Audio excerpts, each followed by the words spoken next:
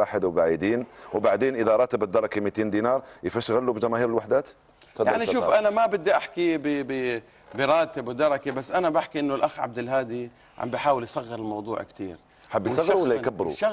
يصغروا، يعني بدل ما يحكي عن المشكله الكبيره صار يحكي بشغلات شخصيه. شغلات شخصيه، يعني انا مثلا طارق خوري معروف مين هو بالاردن، ومش بس بالاردن، بالوطن العربي. ما في داعي يعني انا مين ما اتحدث، انا عارف نفسي والناس عرفتني، وكل محل بدخله بيعرفوا مين طارق خوري وشو احترام الناس له. ابن مين طارق خوري؟ ابن مناضل، ابن شخص قاتل اليهود وقتل منهم المئات. انا ما بحكي عن شخص عادي، احنا معروف عنا عائله وطنيه. عليه أيضا نعم احنا عائله وطنيه ومعروف من احنا، وما بسمح مزايدات ولا راح اجاوب على المزايدات هاي، لا هلا ولا بعدين. يعني هذا انسى، بس الواحد عبر عما في داخله، وللاسف الشديد انه التعبير عما بداخلك بالشكل هذا معناته كتاباتك راح تتاثر بالنفسيه اللي انت عايش فيها. نعم. راح تطلع كتابات اي شخص بيعبر عما بداخله بالشكل هذا بكره شخصي، بكره شخصي. مش هذا الموضوع. نحن نتحدث، انا رئيس نادي الوحدات، امثل نادي الوحدات، انا مش طارق خوري باحداث نادي الوحدات، انا امثل نادي لا امثل شخصي. لما امثل شخصي بتحدث شخصي بشكل عادي. هذا البرنامج انا ممثل لنادي الوحدات كوني رئيس نادي الوحدات. اما الشخصنه وتصغير الموضوع الشخص، طب اذا ما عندك جواب على الموضوع الكبير لا تهرب الى الشخصنه. تحدث الموضوع انت الكبير. لا مش صغير، كان في اعتداء على شعب مش صغير. مش اعتداء على شعب، على جمهور رياضه مش شعب يا اخوي. الله يسعدك. الشعب اما اللي بتروح تصريحاتك ولعت مخيم الوحدات وشارع يبوك، هذا منطق. ما صار في شيء. هذا منطق. شفت شو صار وحرق الاطارات بالشوارع. وين حرق الاطارات؟ عفوا تعرف انا لما كان معنا نواب متناقضه 7 نواب وشاركوا. اللي وتر القصه وسوى كل المشكله تصريحك يا اخي.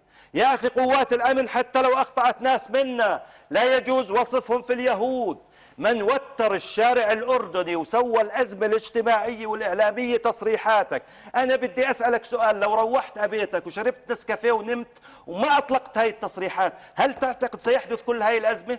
لا تنمر. أنت تريد أن تختصر أزمة الأردن في تصريح طارق خوري؟ طبعا لأنه وظف ركب حدث سياسي أردني فلسطيني على الحدث. معلش اسمح لي، هو اللي من قسم الساحة الأردنية، يعني اسمع. هو من وصف الدرك باليهود، هو من قال عندها مجزرة، هو من طالب بدم. شو دم؟ من مين بدك تاخذ دم الناس؟ طبعا أي دم؟ هي جرايد أردنية يا زلمة. عزيزين عليك مش عزيزين علينا؟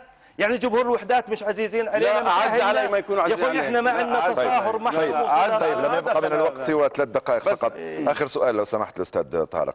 إذا هل سيستمر نادي الوحدات في مقاطعة؟ أعلنت بأن نادي الوحدات سيقاطع الدوري. نادي الوحدات الآن هو مقاطع لحين إنصافنا بمعاقبة المسؤولين عما حصل في الملعب من رجال الدرك، وأيضا بحفظ وسلامة جماهيرنا في المستقبل. أنا ما بدي تنتهي المشكلة هاي والجماهير تضلها تتعرض لنفس اللي تعرضت له في هذه المباراة.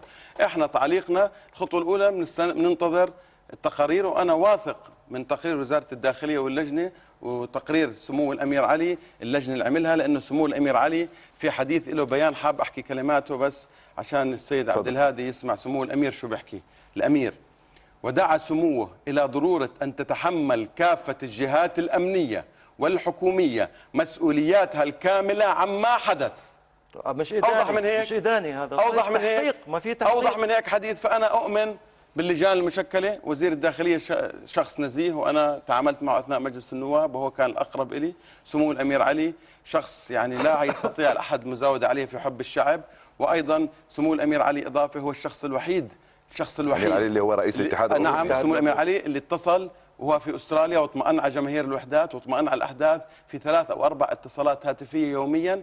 لن يتصل أي مسؤول أردني للاطمئنان على الحادث، ولا اتصل في أي شخص معني، لا بل بأن وزير الإعلام الأردني أصدر تصريحات متناقضة. وأنا برأيي اللي عمل شغلة فيصل الوحدات وحول الشارع هي تصريحات الدرك ونائب رئيس الوزراء وزير الإعلام أو الناطق الرسمي اللي حكى أنها مشكلة فيصل الوحدات. نحن لا نتحدث عن شغب ملاعب. شغب ملاعب مضر للأردن، مضر للاتحاد الأردني، ومضر لكل ما يتعلق بالاتحاد الأردني. أما مشكلة اعتداء درك على مواطنين مشجعين مواطنين أردنيين هي الأهم. معلش، والافتراءات اللي بلشت تطلع من الأخ عبد الهادي وتهم يمين وشمال، هاي مش مشكلته، مشكلته يحكي عن الناس، مشكلته يحكي عن اللي انضربوا، مشكلته يدافع عن الدرك، مشكلته اللي بده كلامك يقودني لطرح سؤال اخير على الاستاذ عبد الهادي.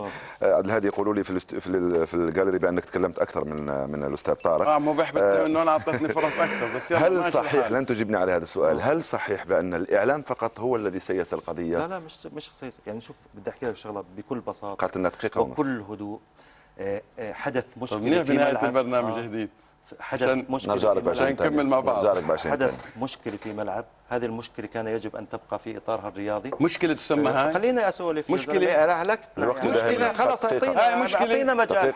تصغير الامور والله مش كويس. انت حكيت لو حتى تدخل الامور مش كويس. تعرف لو في منطق، لو كنا نملك في الحكومه قويه وتحافظ. تريد ان تقول بانكم لا تملكون حكومه قويه؟ انت لازم في امن الدوله في السجن يا سيدي. تريد ان تقول بانكم لا تملكون حكومه قويه؟ عن الشعب والناس لا يوجد عندي مشكله. خليني احكي دوري. دفاع عن هذه الناس ما عندي مشكله اكون اين اكون. عفوا انت جاي من نهب المجاز. لا انا من وين؟ نعم انا جاي من نعم. واحد يا من فضلك خليني تفضل. حدث مشكله بسيطه، مشكله بسيطه، ولكن لدى السيد طارق خوري ازمه سياسيه، أزمة فشله في الانتخابات، لديه أزمة سياسية، لديه ربما أجندة داخلية لا أعرفها.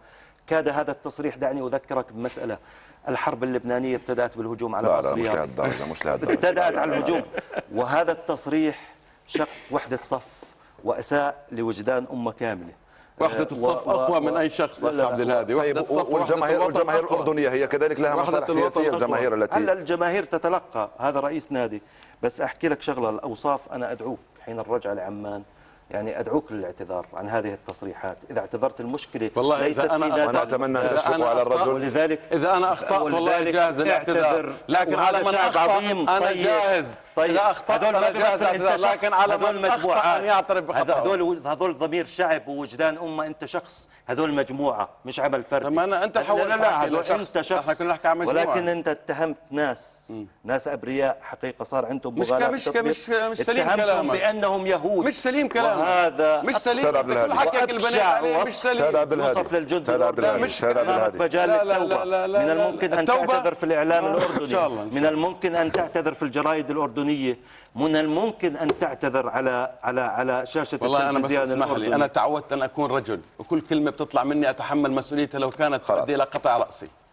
ابدا. اذا امن الدوله مسؤوليته. امن الدوله يا حبيبي لست انت امن الدوله، انت مجرد اعلامي. لا يستطيع اي مواطن بالقانون، يستطيع اي مواطن ان انت لست ممثلا لامن الدوله. يستطيع اي مواطن امن الدوله ان يقدم بلاغ. طيب قدم. تريد ان تقدم امن الدوله والدوله لديها الادراك والعلم الكافي للتعامل مع هاي الحالات. وانا برايي لو الاخ عبد الهادي سميته ممثل امن الدوله في الحديث. استاذ طارق سامي خوري، استاذ طارق سامي خوري رئيس نادي الوحدات، شكرا جزيلا كنت معنا في برنامج بكل روح رياضيه للحديث عن موضوع اعتداء الدرك الاردني على جماهير نادي الوحدات. استاذ عبد الهادي راجي المجالي الاعلامي وعضو سابق، عضو حالي ايضا في اداره النادي في الجمعيه العموميه. انا جمهور لكره ومشجع لكره. انت مشجع ولكن لم يكن مشجعا اليوم، كان لا اليوم كان حامل ممثلا لامن الدوله. لا كان ممثلا على طارق خوري. يا سيدي اتشرف. شكرا جزيلا. شكرا جزيلا على حضورك، شكرا جزيلا الاخ طارق. شكرا لكم مشاهدي الافاضل على حسن الانتباه والمتابعه. ارجو ان لا نكون قد ازعجناكم. فتح هذا الملف كان من اجل المزيد من الاضاءه لجماهير الكره في الاردن التي نتمنى لها كل الخير. شكرا لكم والى اللقاء ان شاء الله. بارك الله.